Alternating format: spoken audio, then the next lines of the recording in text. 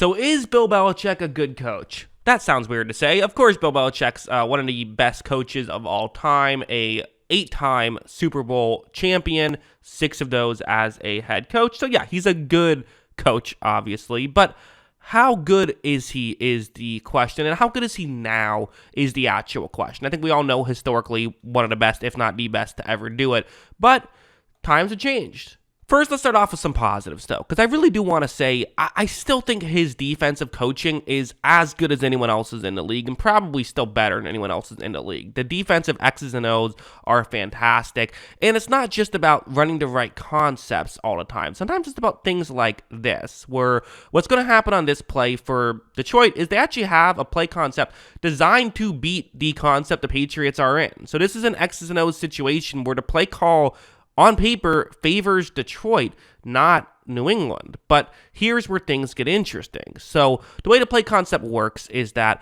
you have a receiver who's lined up towards the offense's left, the only wide receiver on that side of the field. He's going to be running a deeper route that eventually goes over the middle. The goal here is to get the safety and the corner in this cover 4 zone that the Patriots are in to follow that deep route. And why shouldn't they? That's the only wide receiver in that area. That's the guy you should be paying the most attention to.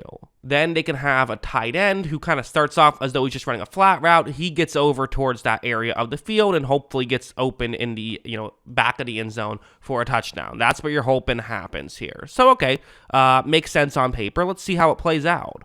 Right when it begins, you're going to notice that really Jack Jones, I would say, does a great job at reading this play. In zone coverage, you have to read the quarterback, and Goff, I thought, even did a pretty decent job at looking off before finally getting over, but still, Jones understands his assignment and where he has to go, and also knows what concept he's in and where, what are potentially some ways that other teams could try to beat it, and to be aware of those things. As you see, Jones is going to do a great job at running over, and he is able to get the interception on that play. Really good stuff there, I think, by Jones especially. And again, maybe you could sit here and say, is it fair to give the credit from a good Jack Jones play to Bill Belichick? Well, in a vacuum, no, but when I've seen this enough from Bill Belichick teams, and the fact that a rookie is pulling this kind of stuff off, I'm willing to believe that, no, Belichick is teaching his guys how to be aware of these things, and part of why, the defenses always seemingly overperform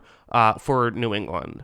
Also, stuff like this, like creating chaos on the defensive line, on the offensive line, is something that he constantly does, and it constantly works.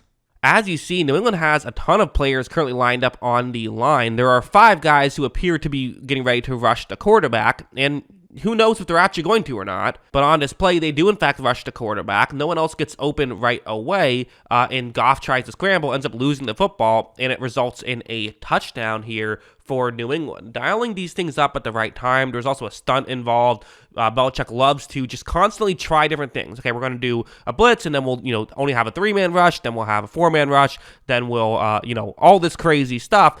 It fools offensive lines, and it fools quarterbacks, and creates these kind of things to happen. Again, at the end of the day, you got to give credit to Matthew Judon for winning his one-on-one matchup, but he got a one-on-one matchup due to the blitz.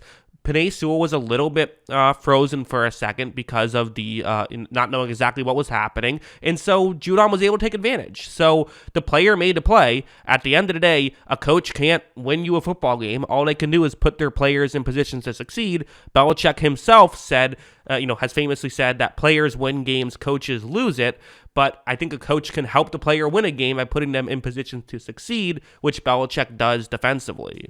And like this it's such a small thing, but it's such a good one as well, where I've highlighted a specific Detroit player who's in motion, and watch how you see while he's in motion, a New England player seemingly follows him. So, okay, man coverage, right? If someone's in motion, you have a player following him, it's probably going to be man coverage. I mean, that's why you have the pre-snap motion typically, is to, give yourself give it a tell as to what could potentially be happening. However, as you see, no, this is still just zone coverage. They were just faking as though it was going to be man to not give anything away for the Detroit Lions. They drop back in the zone instead. That's just a creative thing for them to do, and a smart thing for them to do is, hey, we know how teams are going to attack us. Let's prepare for it. Really good stuff there by the coaching staff and just, the players on the field as well, executing it very well. Because again, I do want to be very clear and make sure we give the players their credit as well, which they deserve. So that's the good. It's getting all the different defensive pieces that Belichick likes, because he is the GM as well, and using them perfectly.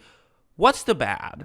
Well, there's this chart. This is the how often do teams go for it on fourth down when analytics say that they should, which I know not everyone is a huge analytic fan, but at the same time, listen, the teams that do it the most are still, in the 60s and, early, low 70s percentage, whereas there's some teams that are, under 30% or, even a team under 10% last year with the Saints.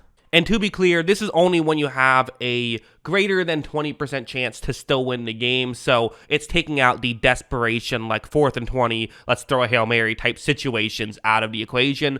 You see that Belichick, he is not the worst, but he's certainly up there. He is the 6th lowest, and he's consistently been on the low end of this. So for a guy who, sort of became known for going for it a lot on fourth downs and things of that nature, at this point, I don't know if he's doing it less. I don't think he is. I think just the rest of the league has kind of passed him by in this area, whereas he still has a very old school approach to this kind of thing. I do think some of the game management stuff is an issue with Belichick. I remember 2 years ago where he sort of infamously kicked the field goal when I believe they were down 14 at the time with 10 minutes left in the fourth quarter, something like that against Indianapolis. I don't remember the exact details, but it was something like that. And he has had a history in recent memory of not being the best at game management decisions compared to in the past, where he kind of had a history of being the best at game management decisions. He hasn't gotten worse. Other people have gotten better.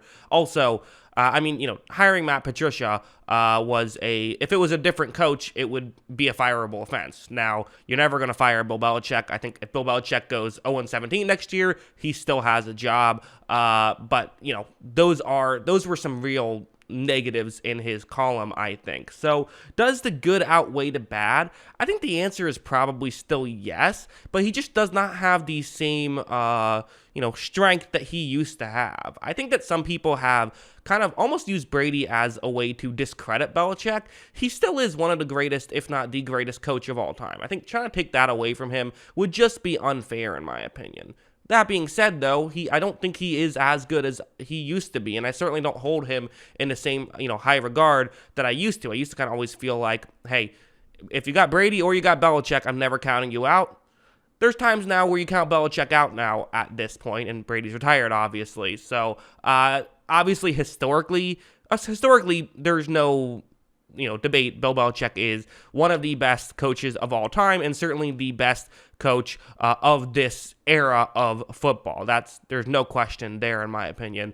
But yeah, it's been I think there are some clear strengths and some clear weaknesses with Belichick, and it all kind of depends on how much do you value what he does well and how much do you value what he does poorly, and that's kind of what will how you could feel about Belichick. So yeah, is he still a good coach? That's for you to decide. I think in some ways yes, in some ways no. What do you think? Let me know in the comments below.